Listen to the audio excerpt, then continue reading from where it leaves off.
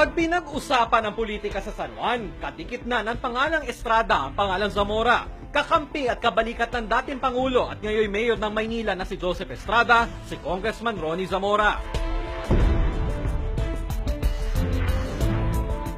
Campaign fundraiser at naging executive secretary pa nga si Zamora ni Estrada nang nahalal siyang Pangulo ng bansa mula 1998 hanggang mapatalsik noong 2001. Ang alyansang ito, extended sa ibang miyembro ng kani-kanilang pamilya. Kabilang ang mga anak ni Estrada na sina Senador Jinggoy sa asawang si dating Senador Aloy at Senador JV sa dating partner na si Gia Gomez na mayor ngayon ng San Juan. Vice Mayor naman ng lungsod ang anak ni Zamora na si Francis. Pero kalagitnaan ng 2015, nag-iba ang ihip ng hangin.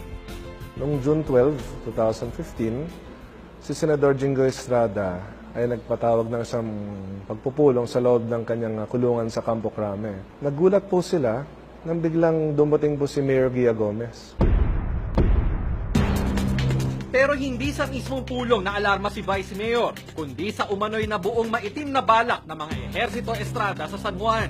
Ang gusto ho nila, pahabain pa ang 46 na taon na paghawak nila sa lungsod ng San Juan. Nilaglag kami ng aking ama na si Congressman Ronnie Zamora.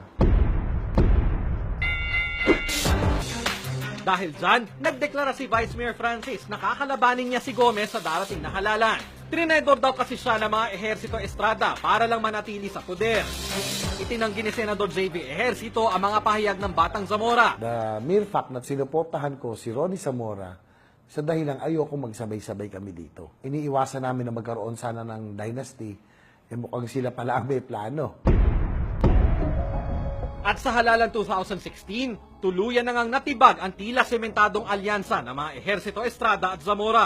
Bukod sa tapatang Gia Gomez at Francis Zamora, muling magkakalaban sina Jana at Congressman Ronnie. At magbabanggaan sa pagka-Vice Mayor sina Konsehal Janela Ejercito at Konsehal Totoy Bernardo. Dati siyang maka-ehersito, pero ikinwento niya kung bakit siya humiwalay sa kanila.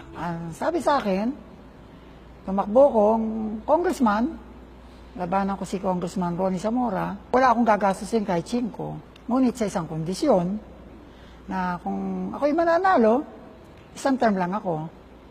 At ang papalit sa akin si Mayora sa 2019. Itinanggi ito ng mga ehersito. Hamon ni Senador JV, tignan na lang ang mga nagawa nila para sa San Juan. Kamakailan lang, ibinida ng kanyang nanay ang bagong tayong housing project. Ito raw ang pinakaunang in-city relocation housing sa bansa. Ititigil na natin ang korupsyon sa pamahalaan ng San Juan. Pero hirit ni Zamora, katiwalian ang numero unong problema sa City Hall. Ang mga supplier ba?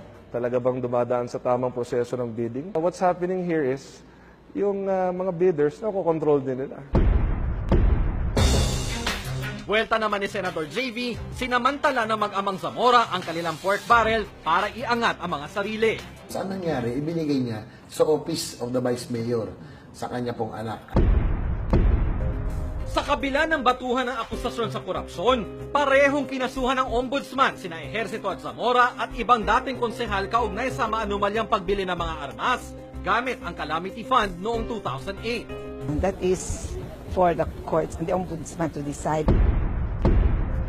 Sa ngayon, walang ibang tumatakbo sa San Juan para sa pinakamataas na posisyon kundi sila rin lang mula sa dalawang pamilya.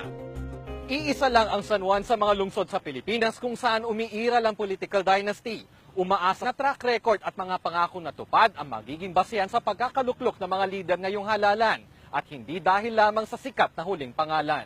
Para sa kampanya serye, Nico Bawa, ABS-CBN News.